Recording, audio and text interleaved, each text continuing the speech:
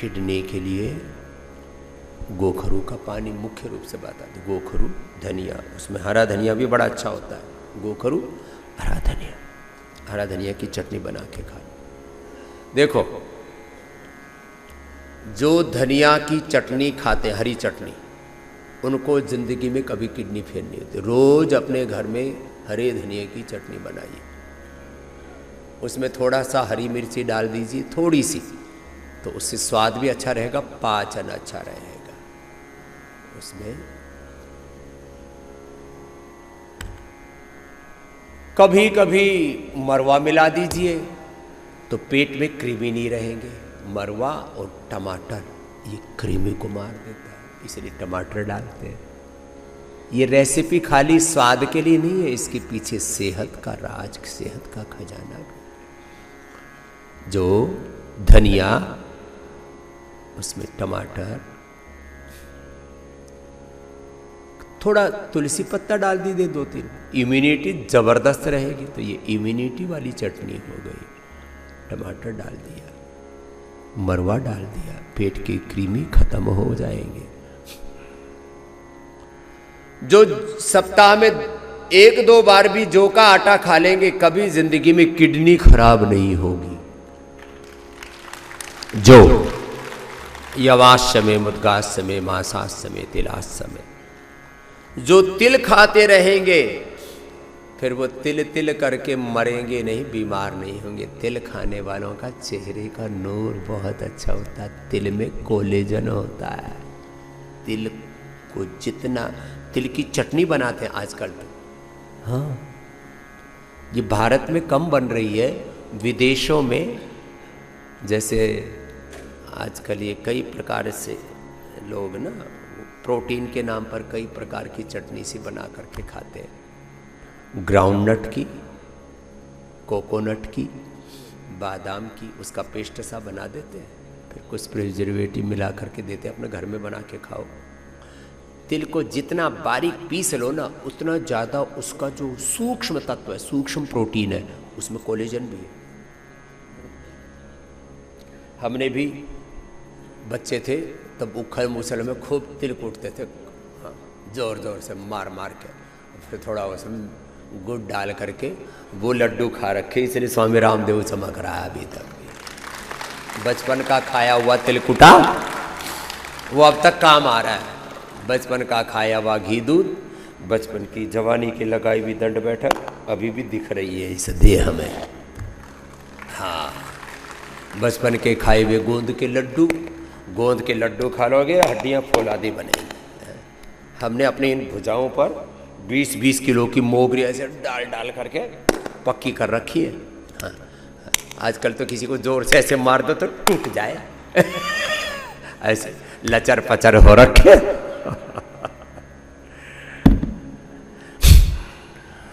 गोंद के जो लड्डू खाएंगे फौलादी बन जाएंगे, पूरा शरीर ऐसा वज्र जैसा, हड्डियां भुर भुरी थुलथुली। बाबा जी विटामिन डी की, B12 की डेफिशिएंसी है, और उसकी कैल्शियम की, फास्फोरस की डेफिशिएंसी है, प्रोटीन की डेफिशिएंसी है, कोलेजन की डेफिशिएंसी है। अरे बावड़े, अभी सर्दी आ रही है, गोंद के लड्डू खा लेना। मैंने तो कितनी बार बना बना के दिखाए।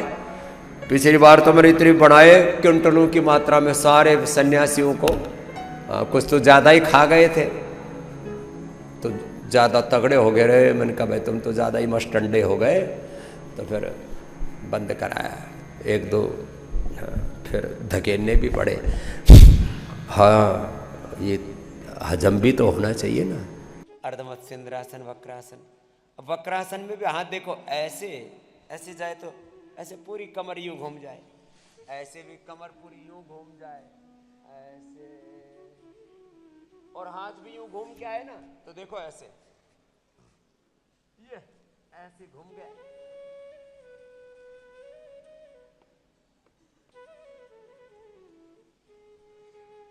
घूम के फिर इधर दूसरी जगह से लग जाता है। इतना होना चाहिए मामला।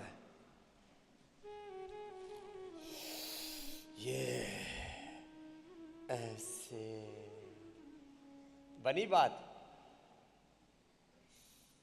गोमुखासन में ऐसे और ऐसे,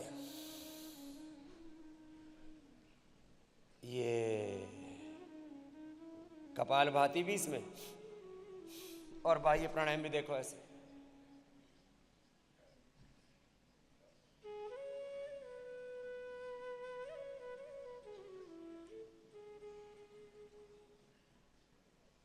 देखो 3 तरह से होगा ये गोमुखासन, ऐसे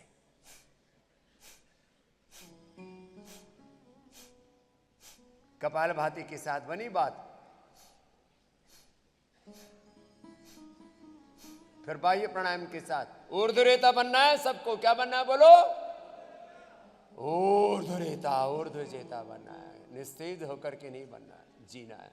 तेजस्वी बनना है। ब्रह्म और सस्तेज को, आत्म तेज को पाना है, आत्मबल को बढ़ाना है।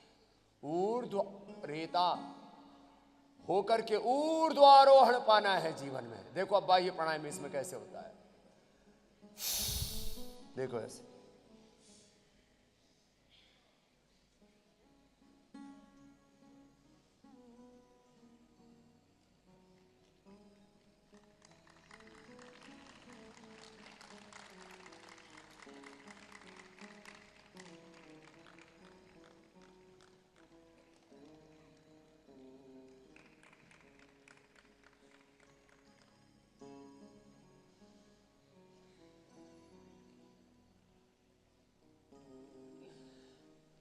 ये मंडूकासन में भी हो जाता है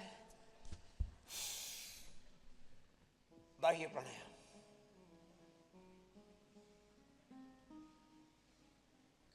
ये योग मुद्रासन में भी हो जाता है,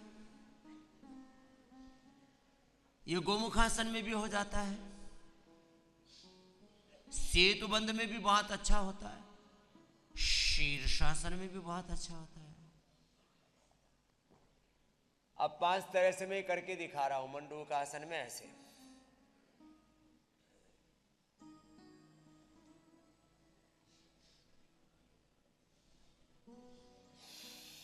ऐसे भी,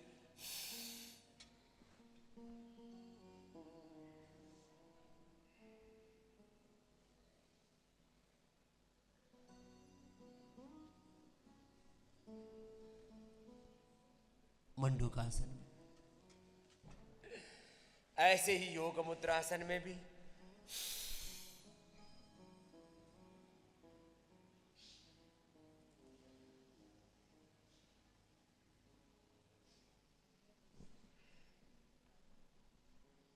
गोमुखासन में बता ही चुका, ऐसे सेतुबंध में भी देखो।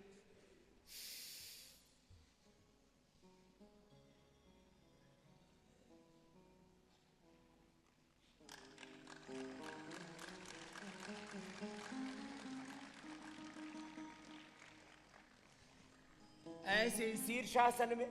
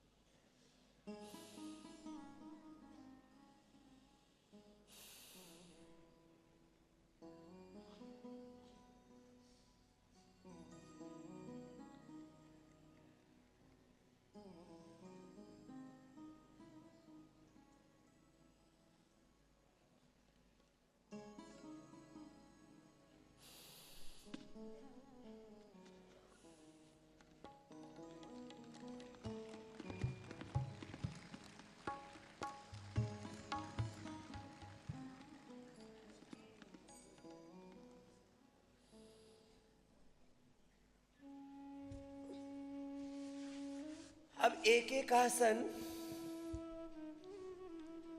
1-1 मिनट भी करोगे तो कितनी देर हो गया तुम्हारा बाह्य प्राणायाम? 5 मिनट। और जिसने 5 मिनट बाह्य प्राणायाम कर लिया वो ऊर्ध्वरेता हो जाएगा।